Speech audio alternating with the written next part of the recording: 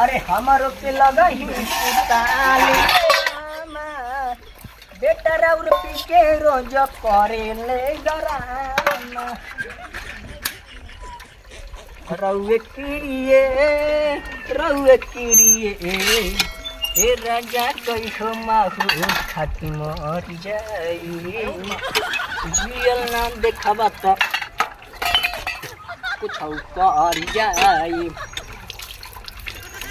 ये बाबू आवई इन्ना साजी के तू बर्तन में सूट बनाइबू कब हो ये झोरा दलनिया पैसा दलनिया मछली आने का नहीं ने का मछली मछरी आने के हाँ अरे दादा मछरी कहाँ ले लेके आई तार सुपर स्टार कौन बनाओ तो वीडियो गा वो दोस्तवा तार मिल गए ना तार बहुत फैन हमको बहुत लाइक करे ना तू सही है और तब कहनी है भौजी के हमार वीडियो लाइक करे ला जा तब कहता ना लोग हाँ अरे बनावे वीडियो का खूबे लाइक करे ना कुल हो दबा के लाइक शेयर कॉल करिया जा हो दबा के हाँ एकदम दबा के लाइक करे ना कुल और तब भेटा ना हो कुछ चौराहा पे हिरौली तब कहत ना करे यार तेरे भौजैया के वीडियो का हम बहुत लाइक करीला बोले हाँ हमार भौजी के एकदम सुपर स्टार बना दिया जा एकदम केसारी लगे जल्दी उछल जा मिले ठीक है तो वही खुशी में कहत ने तनी पकौड़ी किया से तो हम कौन ले खा ले कौन मारे हमार पैसा हो पकौड़ी हाँ। जा तो कहेला हम पकौड़ी खाए के तो बेटा वीडियो के लाइक करे ना कुल पकौड़ी ना खाइल को हमार वीडियो के लाइक करे ना लगन पूछला अरे बिना कहले थोड़ी ओकुल के खियाई नहीं हो बहुत ना कुल लाइक करी ले अरे पाप लाइक करी ले दबा के हम पैसा दल रनिया मछरी आने का पकौड़ी ले आके खियाया दादा ओ तो बताव एक दिन खान गई खा लिया तब का भइल 6 मिला रहना 60 रुपया तू दे ले रहलू आधा किलो मछरी आने के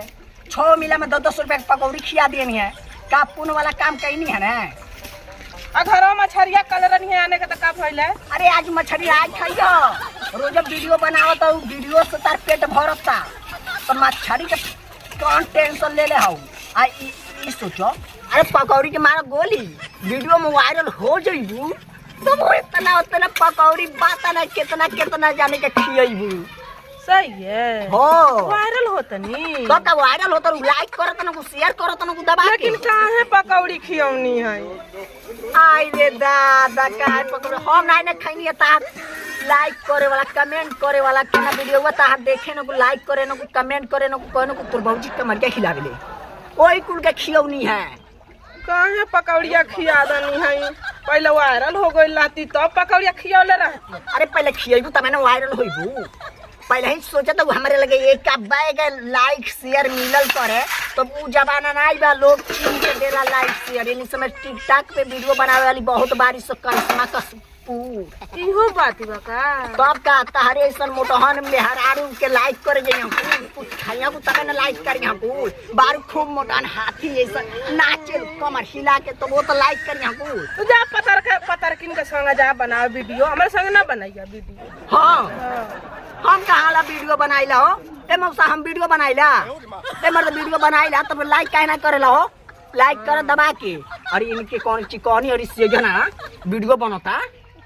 ठीक ना हां वीडियो बनता हां वीडियो बनता ई अब तो स्टार बन गइलू तू का जानत रहलू बर्तन मसाता हम तो बर्तन मसाता नहीं हम ना जानत नहीं वीडियो बनता देखा एना लइका बना के देखलाओ जी कैमरामैन ओ देखलाओ हेलो वीडियो काहे ना बुझाता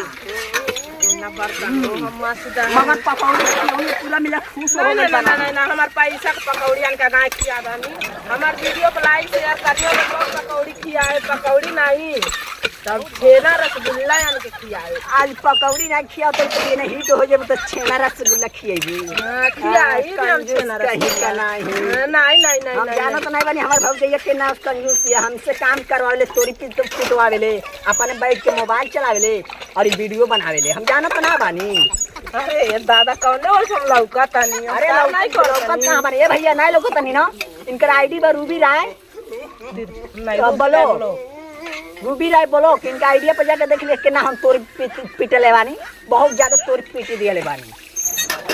हां पीटम ना हाँ तब काहे झूठ बोलत हो? हाय पंपुजा चलावत नहीं हमें ना चलावत है। हाँ तब काहे नहीं झूठ नहीं, बोले? छोड़ी छोड़ी छोड़ी हम चला ले हम जानता नहीं हम चलावत नहीं छोड़ी छोड़ी छोड़ी। चला ठीक बा पैसा हमसे ना मांगे वो हम पकौड़ी खिया देले बनी। हाँ पकौड़ी खिया देनी तो ठीक बा। लाइक शेयर जरूर कीजिएगा दोस्तों आप लोग। हाँ तब टेंशन ना लिया पकौड़ी खिया दिए हम।